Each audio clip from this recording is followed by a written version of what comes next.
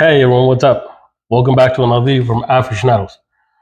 Do you think you can get away with not doing water changes in your aquarium? Think again.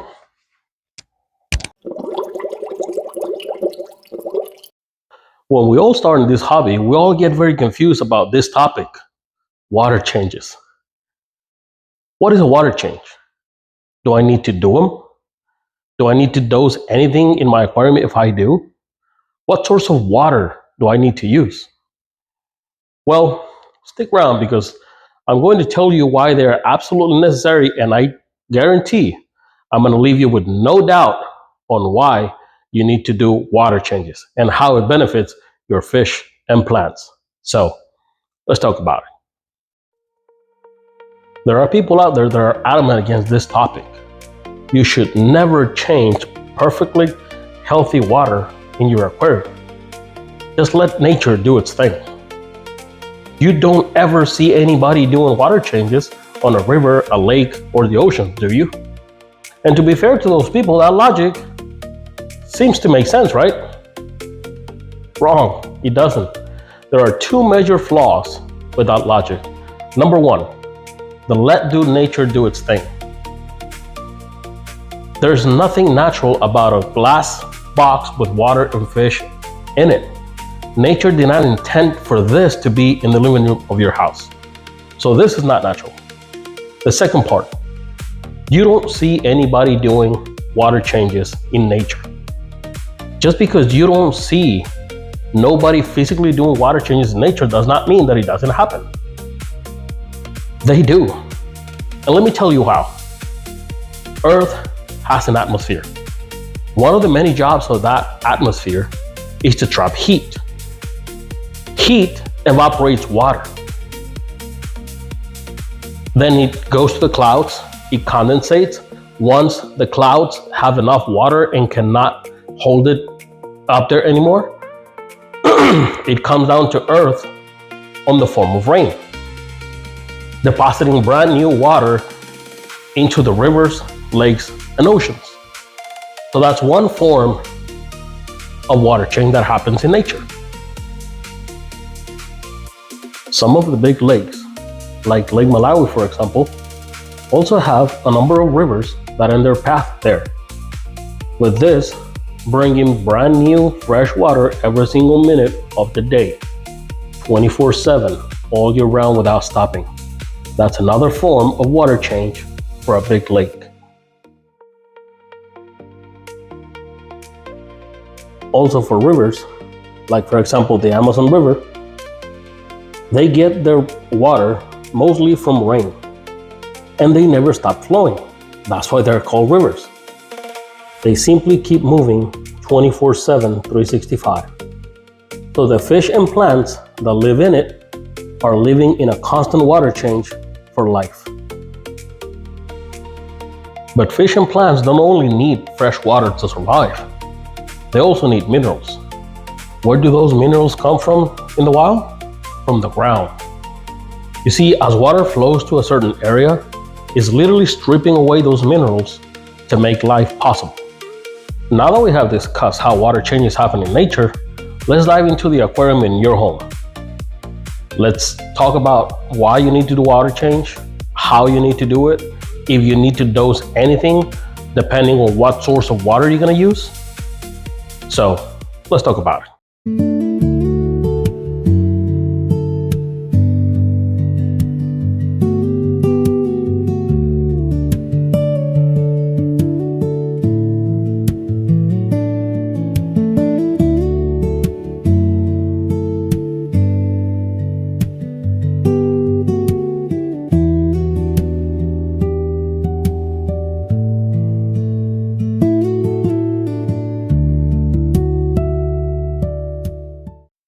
We already established that your fish need fresh water and minerals to survive.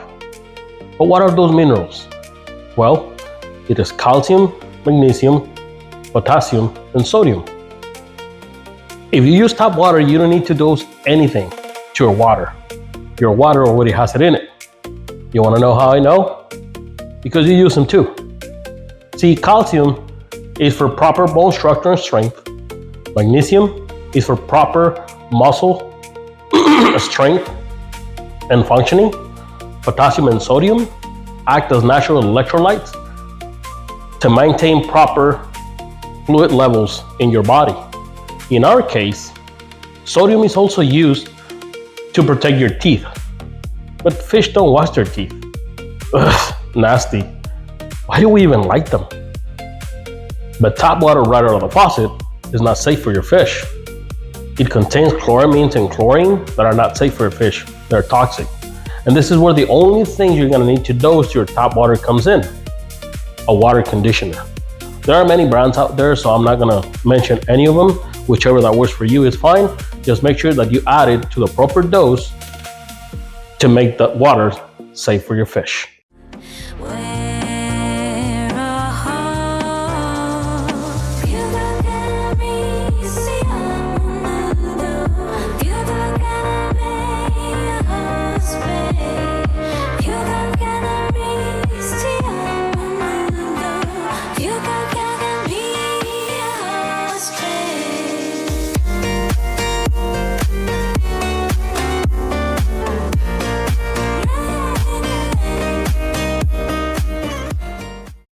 Reverse osmosis deionized water, or RO water, and distilled water are almost the same thing, but they're not the same. Let me explain. RO water is achieved by a process of filtration so deep that the water is stripped of 98 to 99% of all minerals in the water. Distilled water, on the other hand, is achieved by a process of steaming the water, evaporating the water in different chambers over and over until the water is stripped completely of 100% of its minerals. So distilled water is going to be the purest form of H2O that you will ever find. But it doesn't mean that either one of them is healthy for your fish. This is where dosing comes into place. What do you need to dose? Well, everything. I just told you, you have pretty much a clean slate of clean water with no minerals. So you're gonna have to dose calcium, magnesium, potassium, and sodium for your fish. And if you have plants, add to that iron, phosphorus, and zinc, and nitrogen, because your plants thrive on those. Now, a case could be made that your fish poop produces what your plants need, and it could be, but that's going to depend on the relation between how many plants you have versus how many fish do you have, what's the species of both of them, what's the size of your fish, what is the diet of your fish, because in that case, your fish poop may or may not be enough for your plants. And last but not least, and before I let you go, if after we spoke about today and everything we learned today, you decide that you don't want to do water changes and continue or go ahead and do the top off method, at least do the top off method, not with tap water, but with distilled or RO water. Why? Well, the reason why you're topping off your water is because water evaporated. Now remember what I told you about distilled water. They evaporate the water in different chambers. The reason why is because water evaporates, but not the minerals. The minerals stay behind. So these white stains that sometimes you see at the top of your tank that we call hard water, it is not hard water. That is a bad term. Hard water is, I don't know, a cube of ice. What you see here, the white residue that you see here, is minerals. Water evaporates, but the minerals stay behind. When you use tap water to top it off, what you're doing is you're introducing more water with more minerals into your system. And eventually, week by week or bi-weekly, however you do it, those minerals are going to accumulate in your tank. And that could be, in the long term, detrimental to your fish. Now, as always, guys, if you made it this far into the video, I thank you for your time. I thank you for watching, and I'll see you on the next one.